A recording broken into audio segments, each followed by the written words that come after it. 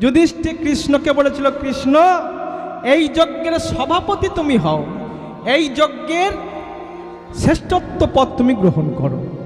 কৃষ্ণ বলেছিল, আমি সভাপতি হতে পারি, তবে আমি যাকে যে কাজের দায়িত্ব দেব তাকে সেই কাজ করতে হবে। বলে কি রকম? বলে আমি দুর্যোধনকে কোষাধ্যক্ষ করব। বলে তোমার মাথা ঠিক আছে? কৃষ্ণ তোমার মাথা ঠিক আছে? দুর্যোধন কোষাধ্যক্ষ হবে? ও বেটা চোর, ঝেড়ে ফাঁক করে দেবে। বলে হোক চোর, চোরকে যদি বলা হয় ধন সম্পত্তি রইল তুমি দেখো, দেখবে সেমাল আর চুরি হবে না। কেন না? চুরি করলে হিসাব মিলাতে পারবে না, পেটন খেয়ে ফার্স্ট হয়ে যাবে। কি গো? আর ভীমকে পরিবেশন করতে দেব, ভীমকে বলে আবারও তোমার ভুল হচ্ছে, ও সব খেয়ে শেষ করে ফেলবে। বলে শোনো, ভীমকে পরিবেশন করতে দেব কেন না? যে খাই বেশি সে যদি পরিবেশন করে দেখবে সে আর বেশি খেতে পারবে না, গন্ধে গন্ধে পেট ভরে যাবে। কি গো? হ্যাঁ, যুধিষ্ঠির বলছে, কৃষ্ণ তুমি সবাইকে সব কাজ দিচ্ছ, কিন্তু এই যজ্ঞের সভাপতি তুমি, সভাপতি হয়ে তুমি কি কাজ করবে? বলে আমি কি কাজ করব জানো? তোমার গৃহে যত সাধুগুরু বৈষ্ণব আসবে, যত মনি ঋষিরা আসবে, আমি সকলার চরণ ধৌত করব। দেখেছেন, আমাদের ব্যাংকে 5-10 লাখ টাকা থাকলে আমরা ধরাকে সরা মনে করি, হ্যাঁ? আর যিনি অনন্ত বিশ্ব ব্রহ্মাণ্ডের মালিক, এই বিশ্ব ব্রহ্মাণ্ড যার লোমকূপে বিরাজিত, সেই ভগবানের মধ্যে কতটা নম্রতা, কতটা আন্তরিকতা, কতটা একাগ্রতা, কতটা সরলতা।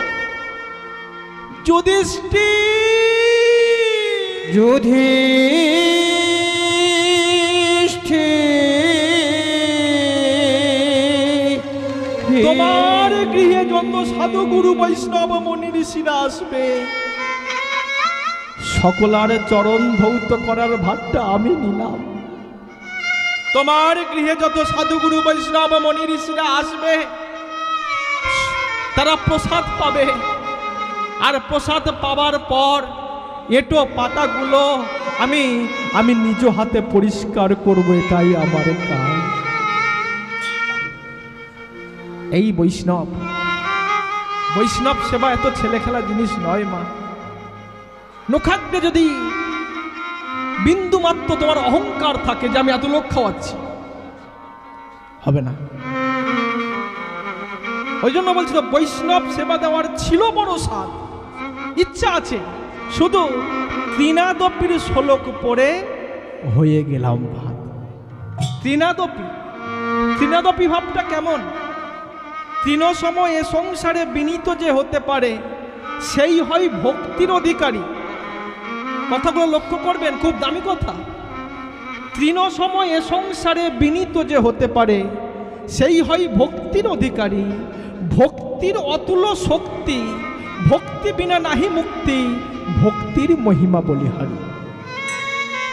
উচ্চতর শিরপরে চাহ যদি উঠিবারে, অগ্রে কর মূল আলিঙ্গন, সদাই তৃণাদপি হও, রাধাকৃষ্ণ গুণ গাও, তবে তো সত্যু স্কন্দে করিবে বহন।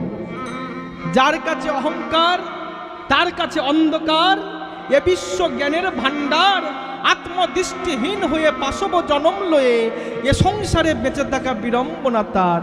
ব্রহ্মডাঙ্গা রয় যেথা, জল নাহি রহে তথা, শুনিয়াছি শাস্ত্রের বচন, উদ্ধত যে জন হয় তাহারও আয়ত্ত নয়, তত্ত্ববস্তু দুর্লভ রতন। গাছের মাথায় উঠতে গেলে যেমন গাছের গোড়াটাকে ধরতে হয়, বড় যদি হতে চাও ছোট হও আগে, যদি জিতবে আগে হাঁটতে শেখো, যদি পাবে কিছু আগে হও নিচু, যদি হবে খাটে আগে ধরো মাটি, আগে দরকার নম্রতা।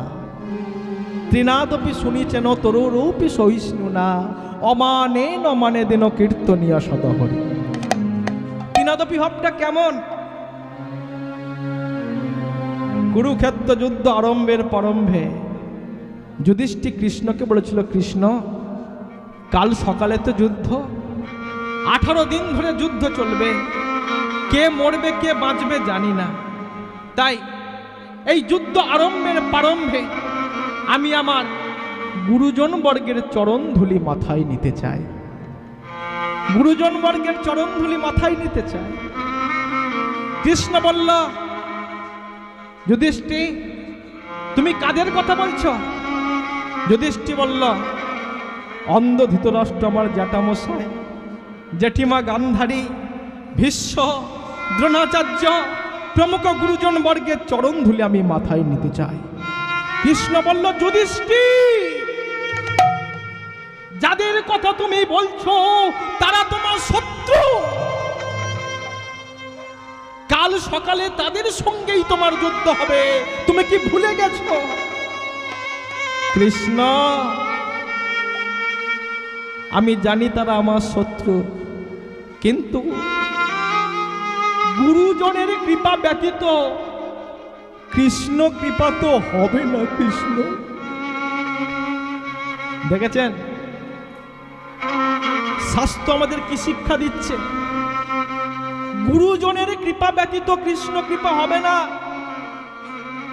ওই জন্য আগেকার দিনের বাবা মারা শেখাতো তাদের সন্তানদের, কোথাও যেতে গেলে বাবা মাকে প্রণাম করে যা, গুরুজনকে প্রণাম করে যা।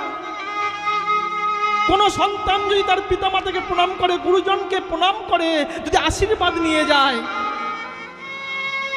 সে কার্যে সফল হবেই। কিন্তু আজকালকার দিনটা তো অন্যরকম হয়ে গেছে, প্রণাম আর কেউ করে না মা, এখন শুধু টাটা বাই বাই টাটা। কি গো, বাংলা সংস্কৃতি দিনের পর দিন হারিয়ে যাচ্ছে, এটা আমাদের দুঃখ। হরি বল হরি, এটাই হলো ত্রিনাদপি ভাব।